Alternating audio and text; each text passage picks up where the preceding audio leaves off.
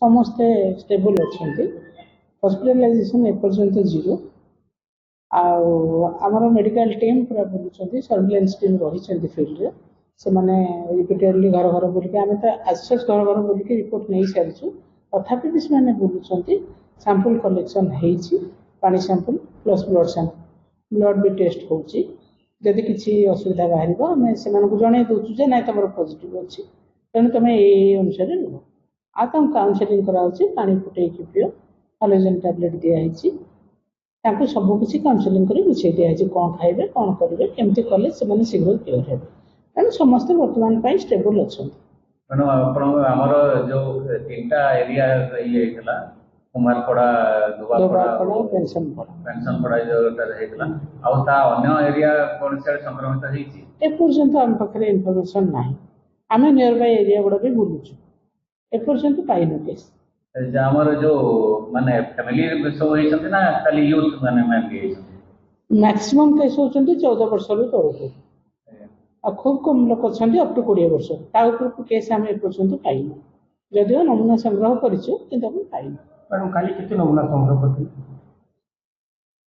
Exactly କେତେ ନମୁନା ସଂଗ୍ରହ କରିଥିଲେ ତ ମୁଁ କହିପାରିବିନି, କିନ୍ତୁ ଆମର ତା ଭିତରୁ ବଢ଼ିକି ଏବେ 68 ହେଇଛନ୍ତି ପଜିଟିଭ୍।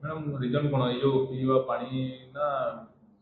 ଦୁଇଟା ଜିନିଷକୁ ଆମେ ଇଏ କରୁଛୁ, ଆଇଦର ପିଇବା ପାଣି ଯୋଗୁଁ ହଉ କିମ୍ବା ଆପଣଙ୍କର ଫାଷ୍ଟଫୁଡ୍ ଷ୍ଟ୍ରିଟ୍ ଫୁଡ୍ ଯୋଉଟା ଖାଉଛନ୍ତି। ଷ୍ଟ୍ରିଟ୍ ଫୁଡ୍ ପାଇଁ କ'ଣ କାହାକୁ ଇଏ କରାଯାଇଛି?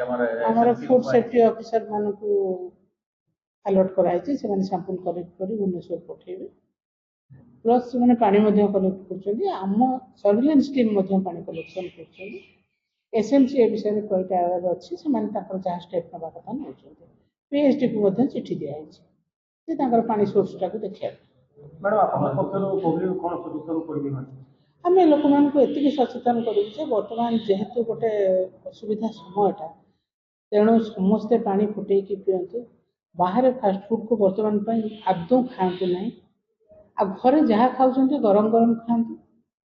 ଭେଜିଟେରିଆନ୍ ହୁଅନ୍ତୁ, ଟିକେ ନନଭେଜ୍ ବର୍ତ୍ତମାନ ପାଇଁ ଆଭଏଡ଼୍ କରନ୍ତୁ, କାରଣ ଯଦି ବି ଜଣ୍ଡିସ୍ ଥିବ ଯେଉଁଟା ବାହାରକୁ ବାହାରି ନଥିବ, ନନଭେଜ୍ ଖାଇଲେ ସେଇଟା ଅଧିକା ଇଏ ହେବ। ତେଣୁ ଟିକେ ସହଜ ବା ସରଳ ଜୀବନଯାପନ ବର୍ତ୍ତମାନ ପାଇଁ କରନ୍ତୁ।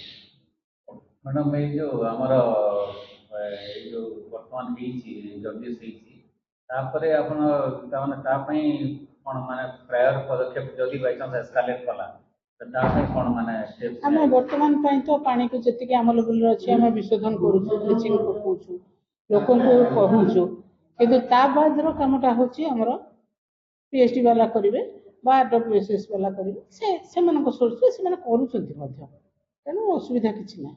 ସରକାରଙ୍କ ପକ୍ଷରୁ କ'ଣ ନିର୍ଦ୍ଦେଶ ହେଇଛି, ମାନେ ସ୍ୱାସ୍ଥ୍ୟ ସଚିବ କି ଆପଣଙ୍କୁ କ'ଣ ଇନଫର୍ମେସନ୍ ତ ଆମେ ତାଙ୍କୁ ଦେଉଛୁ ରେଗୁଲାରଲି, ତେଣୁ ଶୁଣନ୍ତୁ ଷ୍ଟାଣ୍ଡିଂ ଡାଇରେକ୍ସନ୍ ରହିଛି ସେମାନଙ୍କ ପାଖରୁ। ଏମିତି ଜଣେ ଜଣଙ୍କୁ ଫୋନ୍ କରିକି କହିବେନି। ମୋତେ ଆମର DPH ଯିଏ ସେ ମୋ ସହିତ କଣ୍ଟାକ୍ଟରେ ଅଛନ୍ତି, ବାରମ୍ବାର ସେଇ ଜିନିଷ ମୋତେ କହୁଛନ୍ତି କ'ଣ ହେଲା କ'ଣ କଲା, ଆମେ ତାଙ୍କୁ ଇନଫର୍ମେସନ୍ ବି ଦେଉଛୁ।